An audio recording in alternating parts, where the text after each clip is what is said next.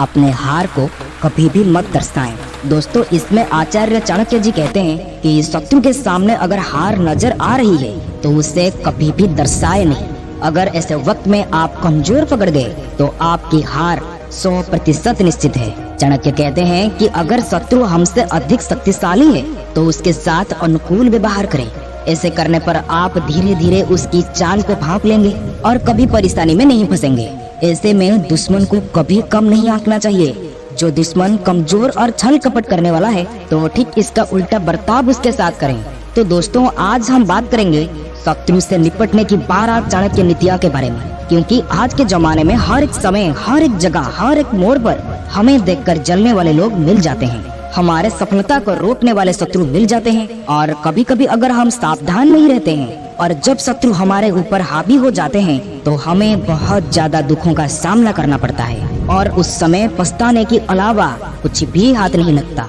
इसलिए आज हम बात करेंगे अपने से बड़े शत्रुओं से निपटने की 12 चाणक्य नीतियों के बारे में, जिनका इस्तेमाल करके हम अपने जिंदगी में सफल हो पाएंगे, अपने सबसे बड़े लक्ष्य को भी हासिल कर पाएंगे। अगर आप इस वीडियो को लास्ट तक देख लेते हैं तो आपके शत्रु अपने पैरों के नीचे गिरकर माफी मांगेगा। इसलिए इस वीडियो को अच्छे से समझने के लिए इस वीडियो को लास्ट तक जरूर देखें। तो चलिए शुरू करते हैं।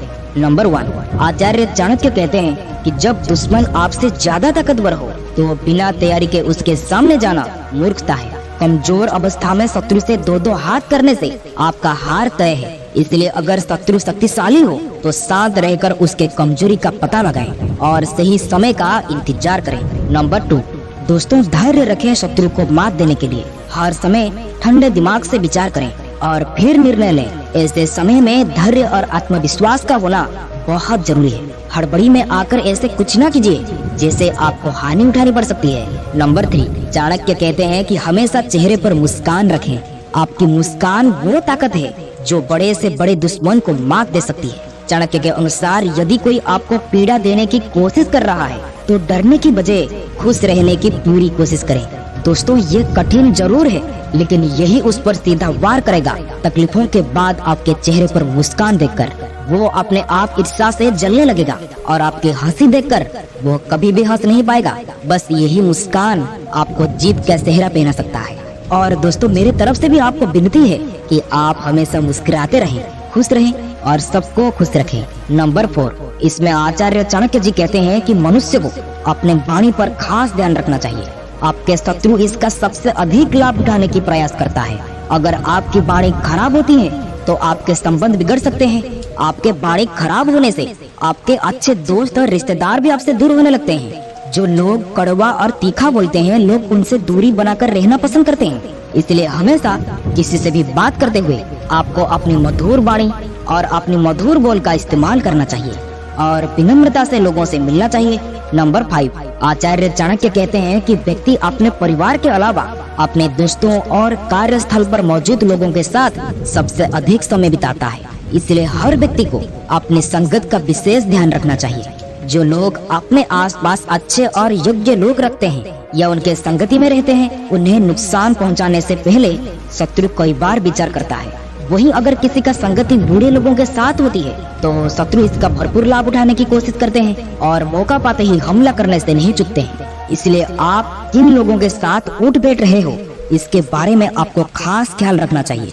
दोस्तों, कितना भी शक्तिशाली दुश्मन क्यों ना हो, आप उसे अपने कदमों में आसानी से गिरा सकते हो। ये आपको नंबर 12 में ही सीखने के लिए मिलेगा। इसलिए इस वीडियो को लास्ट तक जरूर देखें। नंबर 6, चाणक्य नीति के अनुसार हर व्यक्ति को बुरी आदतें जैसे नशे की लत से दूर रहना चाहिए। जिन लोगों को नशे की लत होती है, ऐसे लोगों को शत्रु आसानी से पराजित कर देते हैं। नशे में व्यक्ति अपने बुद्धि और विवेक का सही इस्तेमाल नहीं कर पाता और ऐसे में वो गलती कर बैठता है जिसका लाभ आपका शत्रु उठा सकता है। आपके पास जितने सारी बुरी आदतें हैं उसको छोड़ दें, नहीं तो आपको इसके चलते एक दिन पराजित होना पड़ेगा। नंबर 7, दोस्तों, आचार्य चाणक्य कहते हैं कि शत्रु को कभी भी कम नहीं आंकना चाहिए।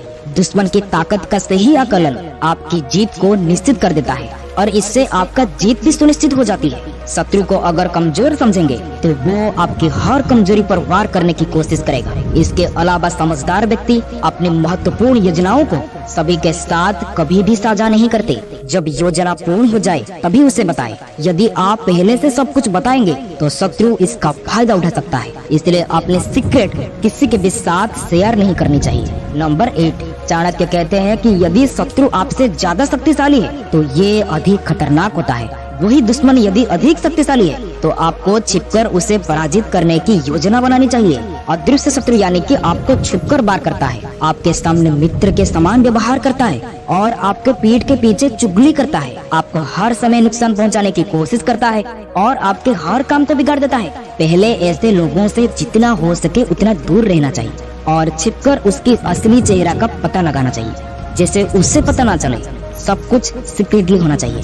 इसलिए आचार्य चाणक्य जी कहते हैं कि अपने सीक्रेट किसी के साथ शेयर ना करें, क्योंकि आपके करीब दोस्त भी आपका शत्रु हो सकते हैं। नंबर 9, चाणक्य नीति के अनुसार मनुष्य के अंदर यदि अहम की भावना आ जाती है तो इसका अर्थ है कि वो व्यक्ति अपने से ऊपर किसी को नहीं समझता। अहम या अहं शत्रुओं की संख्या में वृद्धि करता है।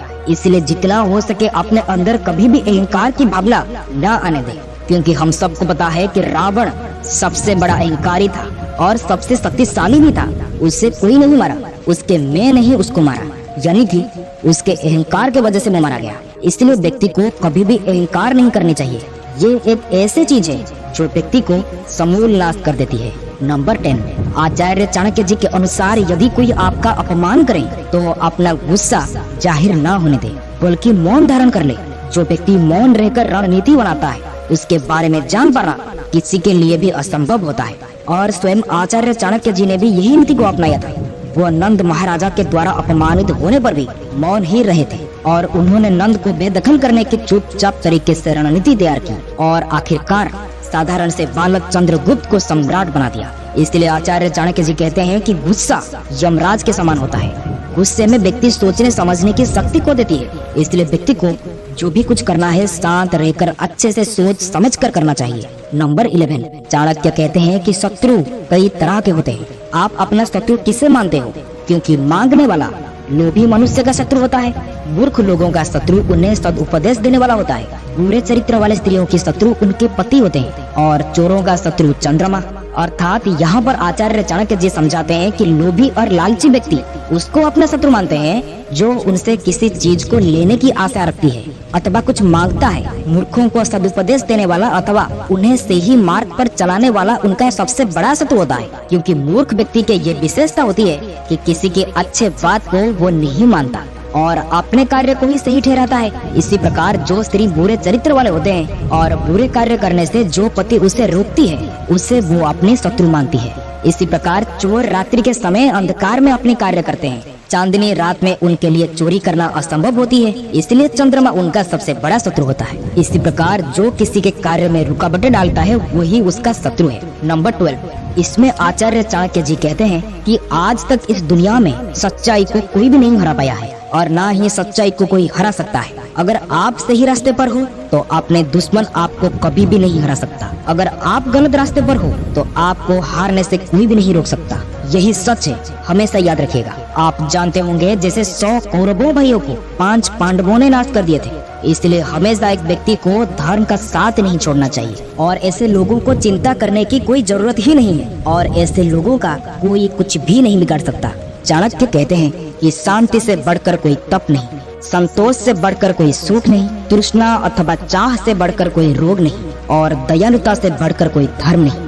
शांति से रहने के लिए व्यक्ति को अपनी कामनाओं और इंद्रियों पर नियंत्रण रखना होता है। इसलिए ये तप है। जो व्यक्ति हर समय भागता दौड़ता है और कामना करता रहता है उससे सुख नहीं मिल सकता। दोस्तों, गौतम बुद्ध भी लिखे हैं कि कामना का विनाश ही दुखों का विनाश है। इसी प्रकार मनुष्य की तृष्णा उस रोग की तरह है जिसमें भूख कभी शांत नहीं होती और दया को आचार्य चाणक्य जी ने सर्वश्रेष्ठ धर्म माना है। दया का अर्थ है कि संवेदना का विकास, इसमें अन्य का भाव समाप्त हो जाता है। तो दोस्तों, अपना कीमती समय देने के लिए धन्यवाद। आज के लिए इतना ही। वीडियो अच्छा लगा हो तो शेयर, सब्सक्राइब, लाइक जरूर करें। फिर मिलेंगे अगले वीडियो में। तब तक के लिए आप खुश रहें, सबको खुश रखें। जय भारत।